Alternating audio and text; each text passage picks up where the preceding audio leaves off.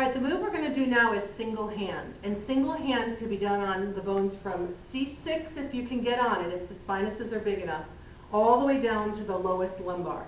And it can also be done as a base posterior sacrum if we want to adjust it here and protect a patient who may have greater than a grade 2 spondylo. Single hand is kind of divided up in parts, and so we're going to use different hands in different areas of the spine. So I'm going to start by opening Adam's gown, may I? And I'm going to expose the spine here so that we can kind of talk about what we're going to do. All right.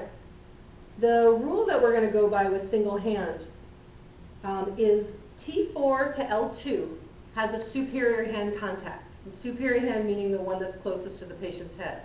And then underneath L2, I'm going to use an inferior hand.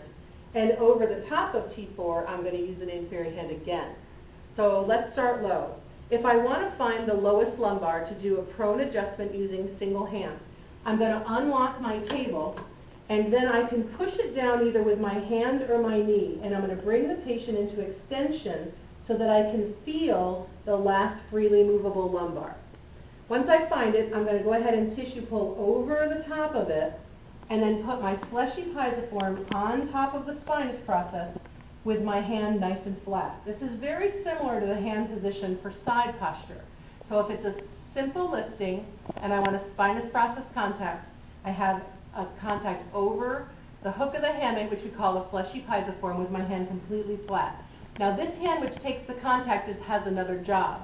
It's also to push the table down before the adjustment so I can take the slack out of the spine. So keep that in mind. My elbow is going to show my line of drive P to A and I to S. I'm standing on the right hand side, so it's going to help me with my right to left. And then my stabilization hand is going to be as an alternate stabilization. I have to come all the way around and make sure that I can either put my pisiform over my pisiform, or I can tuck my knuckles under and put those on top of my pisiform to do the rest of the thrust. So there it is. I'm going to stand straight away when I use my inferior hand, straight away from the patient, and I'm adjusting right here an L5 PRS. There is torque at the end to close the wedge. So L5, 4, and 3 will look the same. L2 and L1, I'm switching hands. So again, counting for your segment, moving up the spine to count to that L2 or L1, I'm going to take a tissue pull over the top of the spinous, lay my hand down flat, and now these facet joints are quite steep, so I'm going to move my body down the table, take my alternate stabilization, and then I'm going to press in to take slack out of the spine. The adjustment is delivered like you're doing CPR with a body drop and not with an arm push. If I have rotatory listings, I want to come find my segment to the mamillary, which is 1 interspinous space up and lateral. And the difference here, I'm still doing T4 to L2 with a superior hand. So if I'm on lowest lumbar, I'm using my inferior hand. My hand will now not cross the spinous processes. So I'm going to lay my hand right in here next to the spinuses, and I'm still using that inferior hand as a contact. Now my line of drive is P to A, I to S, right to left. And this is on a mamillary on the right for the listing PLI. I'm going to torque at the end to get that wedge to close. If I were higher in the lumbar spine, come on up to the mamillary or transverse process, switching hands, now my hand's going to drape down the spine. Again, alternate stabilization to manage my very steep facet joint angles here. If I'm using it in the middle part, I want to adjust T4 to T8 fairly straight. And so there's a different subluxation pattern in here. I should stand straight away from it. I'm going to count from a C6 that tucks away. I'm going to count down to the segment that I want. Tissue pull up to the next bone.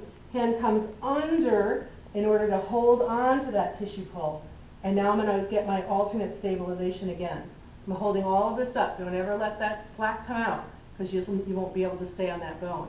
So the principles are the same. Across the spine for simple, and then if I want to come up to the TP, tissue pull over the TP, hand goes down the spine for that transverse process. As I get above T4, simple listings, again finding it, counting down, simple listings, I'm going to tissue pull with my stabilization hand up to the next bone, cup across the neck onto the spinous process. Stabilize with the other hand. This way or this way, all the way around. This is T3, T2, T1, C7, C6, if I can reach it. Then if I have a TP contact, count to it, tissue pull over it, drape that hand over the shoulder. And now I again want to set up that line of drive. This is single hand anywhere from C6 all the way down to the lowest lumbar.